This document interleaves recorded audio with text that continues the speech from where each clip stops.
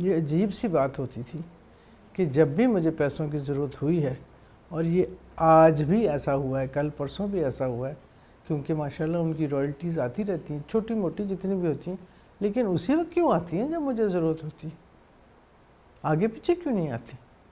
तो ये मैं महसूस करती हूँ, और ये एक चैप्टर है मेरी किताब में आस्किंग फॉर मनी, कि मैंने कभी ज़िंदगी में अल्हम्दुलिल्लाह किसी से पैसा नहीं मांगा, खुद कमाया खुद खर्चा। अगर किसी से मांगा तो बाप से मांगा, और बाप ने आज भी दिया। ये ख़त है, मॉस्को से लिखा है, 14 जुलाई 1979।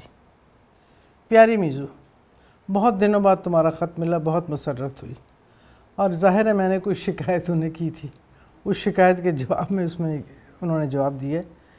अब ऐसा ना हो कि तुम छोटी मोटी बात पर परेशान होती फिरो। किसी का मिजाज तो बदल नहीं सकते, लेकिन फिर भी इंसान कोशिश करे तो कुछ थोड़ा बहुत अक़ल से काम ले ही सकते हैं। और अक़ल की बात तो ये है कि महज परेशान होने से तो कोई मसला हल नहीं होता। बेहतर यही है कि जब कोई परेशानी का मज़मून पैदा हो तो उसे दूर करने के लिए साथ साथ कोशिश करके इंसान को स्विच ऑफ कर लेना चाहिए।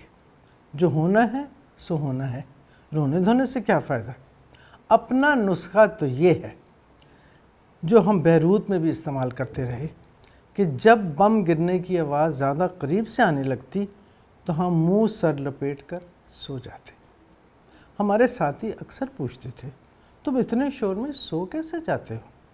हमने बताया, इंसान अपने पूरे दिमाग पर जोर डाले, यानी विल पावर से उसको काम में लाए तो कुछ भी ठान सकता है और किसी हद तक कामयाब भी हो सकता है। तो तुम फिक्र ना करो, तुम्हारा घर बन ही जाएगा।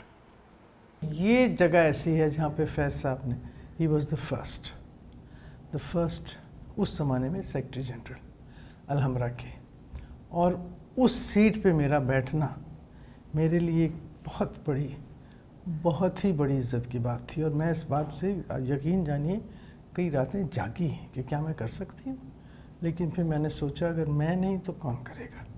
तो लिहाजा ये तस्वीरें जो हैं, this is a beautiful combination कि बाप और बेटी एक ही जगह एक ही काम पे कितने कामयाब हैं, ये तो वक्त बताएगा। मेरी यही शिकायत रही है उनसे, आज भी है, और मेरी किताब अगर आप पढ़ेंगी तो आपको उसमें यही मिलेगी कि हमने वो वक्त नहीं गुजारा साथ जो हमें गुजारना चाहिए था, जो शायद आप या और लोग अपने वालिदैन के साथ करते हैं। मैं आज भी देखती हूँ किस तरह मेरे बेटे अपनी बेटियों के साथ, आज क्या किया, अच्छा फर्स्ट आ गई, अच्छा चलो खेलें, चलो आइसक्रीम। वो इस किस्म का बाप नहीं था। वजूहात क्या थी, काफ़ी अर्सा तो जेल में रहे, उसके बाद फिर अपना सेल्फ एग्ज़ाइल में रहे, 8-9 साल वो थी।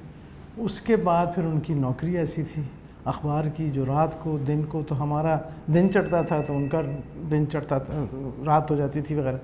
तो वो एक हमारा आपस में एक डिस्टेंस रहा। ये तो आपने बताया कि आपका टाइम नहीं गुजरा, सो एज़ अ फादर फिर आप कैसे पहचानी उन्हें, फैज़ साहब को, क्योंकि हमने आपकी जो बुक है उसमें आपने बड़ा जिक्र किया चीज़ों का। सो वो कब एहसास हुआ कि फादर ट्रेट्स कब आपने उनके पहचानने शुरू किए? यकीन जानो तरफ कि मैंने उन्हें जाना है उनके जाने के बाद। एक होता है कि आप लोग सोचते हैं, शायद आप भी सोचती हों, शायद और लोग जो देख रहे हैं प्रोग्राम वो सोचते हों, वो कोई गल नहीं, बड़ा टाइम नहीं होता। एक दो जगह मैं उनके साथ गई बाहर, तो कई तो हमें कहती थी, अब्बा आप इनको जानते थे? नहीं, वो हमें जानता था।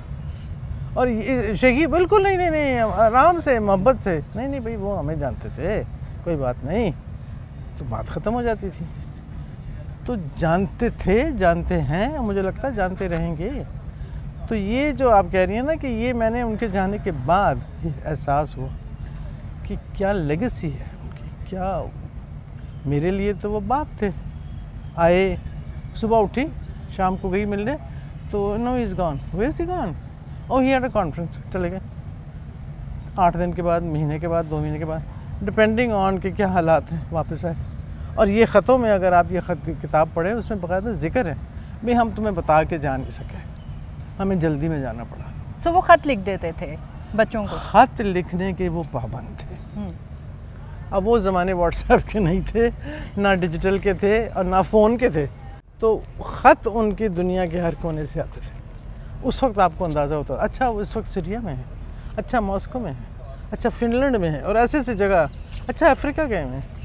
और वो एक जगह जाते थे, दूसरी इन्विटेशन आई तो वहीं से उठ के वहाँ चले गए, वहीं से उठ के वहाँ चले गए। भाई इन द सेंस कि free spirit is the way that you would describe Faiz, free spirit. वो शख्स जो इतना ज़्यादा इन डिमांड था और लेकिन एक बहुत ही पर्सनल शख्स था। वो जब अकेला बैठा है तो बैठा है और अकेले में खुश है। क्यों? कुछ सोच रहा है, शायद कुछ आमद है, शायद कुछ। बचपन में यूजुअली कहीं जाना होता है, कोई चीज़ चाहिए होती है बच्चे को, तो वो इजाज़त लेता है, फरमाइश करता है बाप से। फरमाइश की जो तुमने बात की है ना, एक फरमाइश ये थी कि मुझे इश्क था और आज भी है दिलीप कुमार से।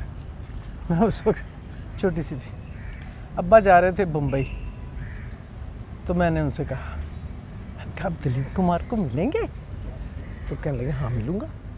तो मैंने कहा मुझे ऑटोग्राफ तो ला दें। गए, आए, तो मैं इंतज़ार में, आप दिलीप कुमार को मिले थे? हाँ मिला था। मैंने कहा मेरा ऑटोग्राफ? बेटा ऑटोग्राफ तो उसने हमारा मांगा, तो हम आपका बना। तो एक तो ये बहुत मशहूर किस्सा है जो मेरे दिल पे लिखा हुआ है। एक में 8 साल की थी, तो उस वक्त वो जेल में थे। तो जिस तरह बच्चे, उन्होंने ज़रूर लिखा होगा, क्योंकि उनके पोस्ट कार्ड जब वहाँ से ख़त आते थे कि तुम्हें सालगिरह के लिए क्या चाहिए, तो 8 साल की बच्ची को क्या चाहिए, मैं तुमसे पूछ लूँ, गुड़िया चाहिए ना, गुड़िया, डॉल। तो मैंने कहा मुझे गुड़िया चाहिए। अब बेचारे फैज़ जेल में गुड़िया कहाँ ढूंढेंगे। तो मैं गई, तो कहने लगे कि बेटा हमने तुम्हारे लिए एक नज़म लिखी है। तो अब तो my mother was very strict, British थी ना थोड़ा।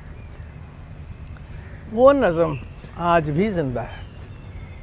एक मुनीज़ा, वो भी मेरी किताब में है, एक मुनीज़ा हमारी बेटी है जो बहुत ही प्यारी बेटी है। उम्र देखो तो 8 साल की, अक्ल देखो तो 60 साल की। और मैं सोचती हूँ कि इस शख्स ने उस वक्त ये सोच लिया, ये लड़की बड़ी थी, और उसमें जो मेरी, उन्होंने समझें आप पर्सनैलिटी को किसी हद तक खोला है ना, तो ऐसी उसकी परतें खोली हैं। मैं सोचती रही, मैंने किताब में भी लिखा, क्या आप देख सकते थे कि मैं ऐसी बन जाऊंगी? मेरे ख्याल में अगर फैज़ की कामयाबी का एक राज एलिस है, क्योंकि उस शख्स के पीछे उसको सहारा, सपोर्ट, प्यार। फिर जब वो चले गए जेल और ये वो, तो 2 बेटियों को देखना, संभालना, बड़ा करना, और मैं समझती हूँ कि हमें सही किस्म की वैल्यूज़, सही किस्म की तरबियत, तो वो मेरी माँ ने दी है। तो मेरे ख्याल में वो काम भी मेरी अम्मा का था, और मेरे वालिद साहब बेचारे भी, दोस्त आके बैठ के वालदा ने टाइम देखा, आई एस्ट्रे उठा रही, भाई अब एलिस कैरी जाने का वक्त हो गया। वो खुद नहीं कह रहे जाओ, काफ़ी देर हो गई, भाई अब एलिस कैरी जाने का वक्त हो गया। एस्ट्रे खाली कर रही हैं, गिलास उठा रही हैं। तो इस किस्म का काम मेरी वालदा का था बेचारी का, वो खुद नहीं। बेहद नरम मिजाज, प्यार और तहम्मुल तबीयत में